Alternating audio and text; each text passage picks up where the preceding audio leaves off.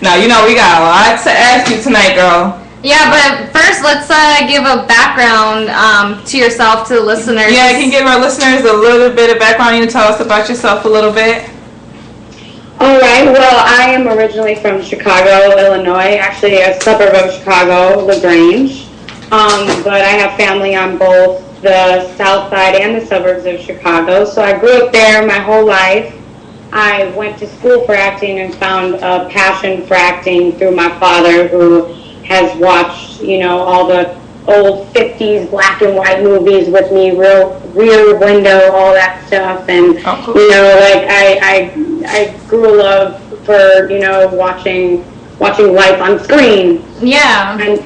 And I decided to go to school for acting, and I went to Northern Illinois University. I got my BFA in acting there. And we also got the opportunity to study abroad at the Moscow Art Theater School in Moscow, Russia, for a semester, which was amazing. And then once I graduated, I had plans on going to New York, and I got, you know, as a gift, a graduation gift, to come out to LA. I ended up hooking up with an agency out here. They signed me on, and 2 months later, I was out in LA. Been out here for 5 years since, and I've been very blessed on the work that I've received. Yeah, it sounds like you've been blessed. So it's like your life has kind of been like a whirlwind since you've been sucked into this whole acting thing, huh? Oh, it was a whirlwind before. That's why I got into it. Oh, okay. So you would probably attribute your father of kind of getting you into this whole acting. Yeah, definitely. You know, like I come from a very diverse background. So my dad's Irish, but he's Irish American, so he's like a generation removed from, like, you know, he doesn't speak with an accent or anything like that. And my mother is black and from the south side of Chicago. And in my neighborhood, I grew up and hung out with all the Mexicans in my neighborhood. So I've gotten a taste of a little bit of everything. Yeah, that's awesome. Yeah. You love all the different cultures. Yeah. And I mostly play Latinas, if you guys haven't noticed. I've noticed. Yeah, I love Latina. You know, I just recently found out that I do have some Spanish blood in me through my father's side. But I mean, the Latina in me all comes from, like, growing up in Chicago and all my friends and just being around that culture. That's what I was around mostly, believe it or not, while I was growing up. So. Okay. Well, I want to ask, since you probably mostly play Latinas, when you go for these roles or when you're casting these roles, do they know that you're not actually Latina? I totally lie. Oh, okay. I totally lie. This is something, you know, like, that I felt like really weird about at first, because I was just like, no, like, I'm playing these characters, but I'm still me, and it's acting. I think people get that. And then I grew up, and people told me, like, no, when you go into that room, they want you to be the character. Basically, they just want to hire whoever that character is, right? Okay. So, and a part of that, unfortunately, does deal with, you know, what your ethnic background is.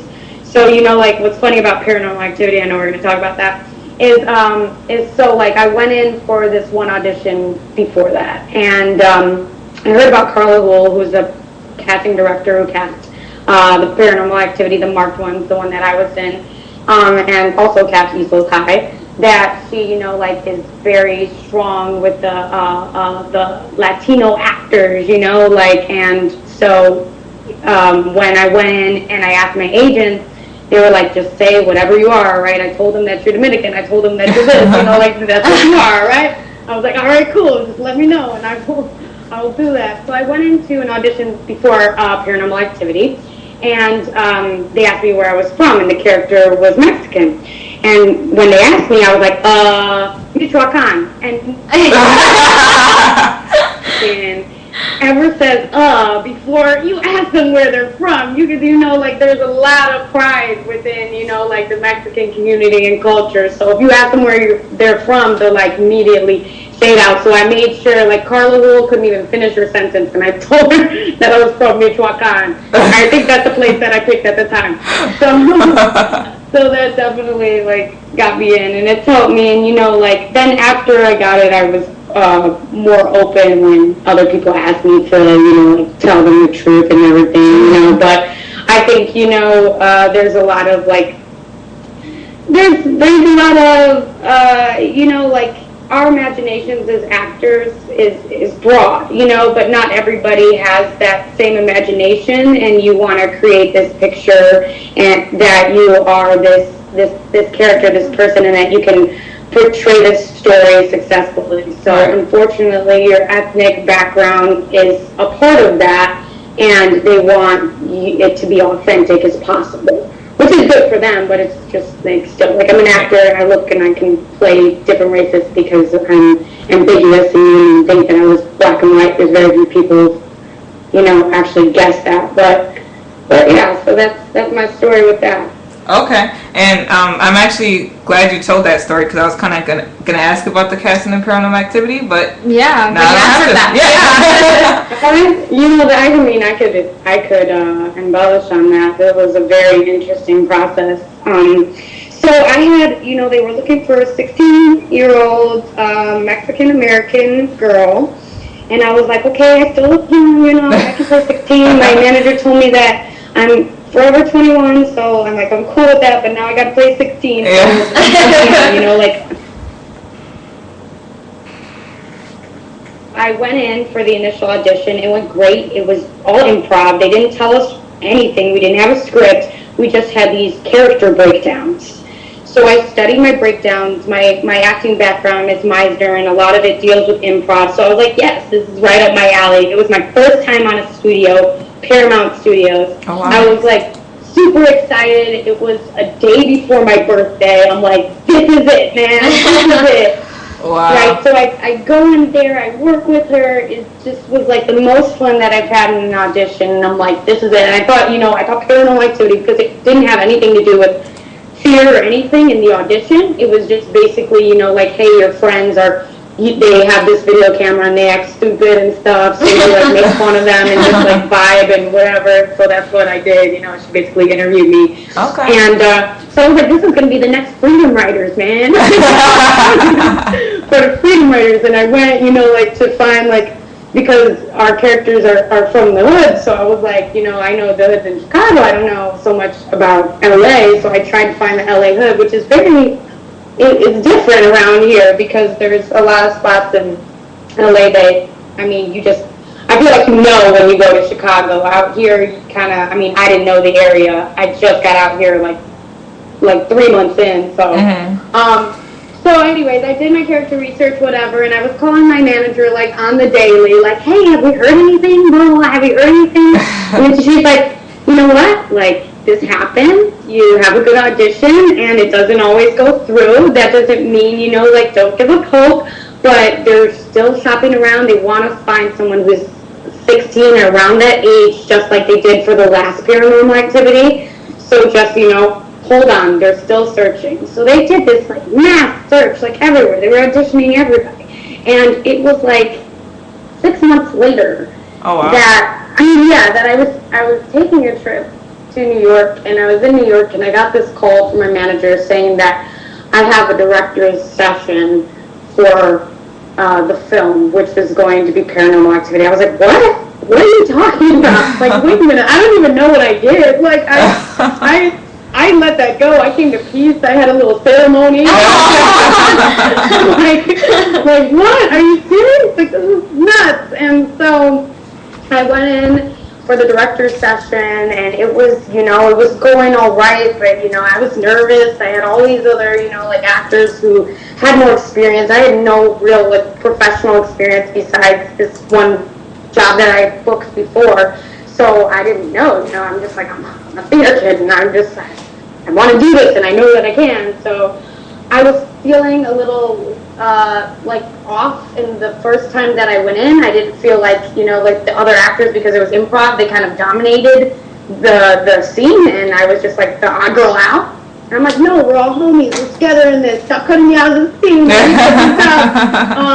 So I had done something, like, I went into my, like, creative actor box, like, no limit. Like, I feel like you have to remember that when you go into the room, and when you go into anything that you want, like, no limits. So I think we were doing like a seance or something, or I was pulling up an article that I had found on this man who was murdered or something and is a ghost or something. So I had actually wrote down a piece of paper and I pulled it out and everybody was like, what? She's got like a piece of paper with all these, I'm like, yeah, look at this. And it just went great. I just remember like somebody who was in another room that we didn't even know was there coming out of the room to look in and see what was going on. And I was like, yes, I did. But that wasn't the end of it, you know. Like we had after that we didn't know if we were going to get it. And I was actually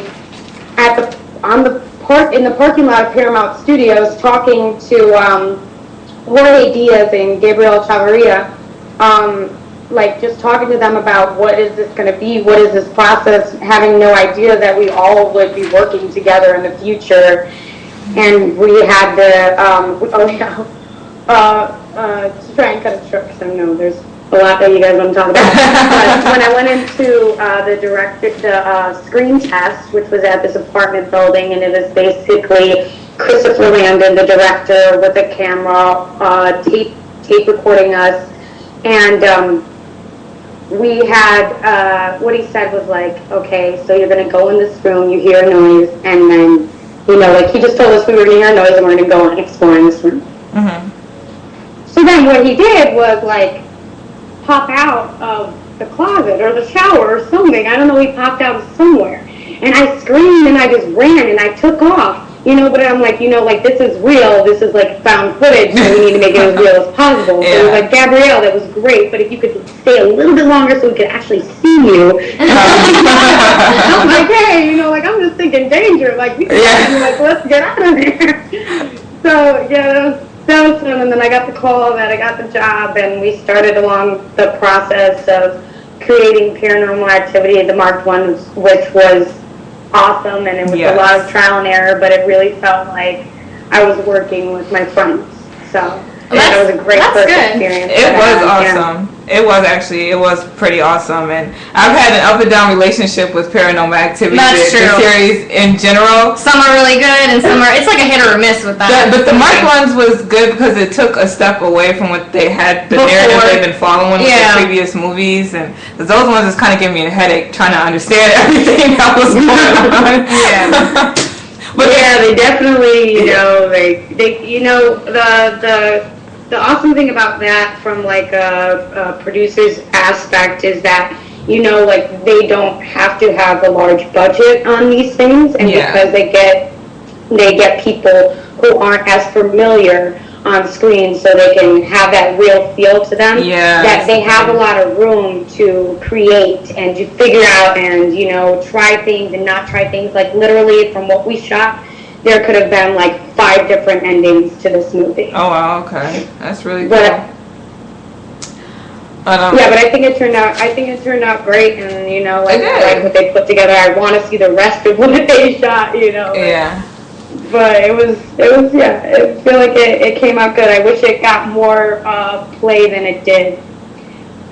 Because like when it had come out, it was during like one of the biggest like snowstorms on the East Coast, and being from Chicago, out there they were getting it too, so we didn't get as much play, but people still reach out, and it's awesome to see, like that there are still Paranormal Activity fans out there, even though I don't think they're going to be moving forward within the franchise. But who knows? Who knows? I didn't know that. Yeah, you never know. I mean, I'm not sure, because I haven't heard anything recently. There's been some silence, but they popped out of the woodworks with the 5th one, so. Yeah, that's true. They did, yeah. I want to go see Hopefully Marisol comes back to life. Yes.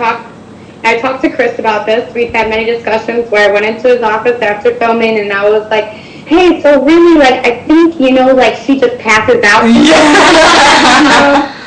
She's like, no, girl, we're spending a lot of money on your dad. Yeah. I was going to say, that would be kind of hard to come back from, but anything is possible in the movie world.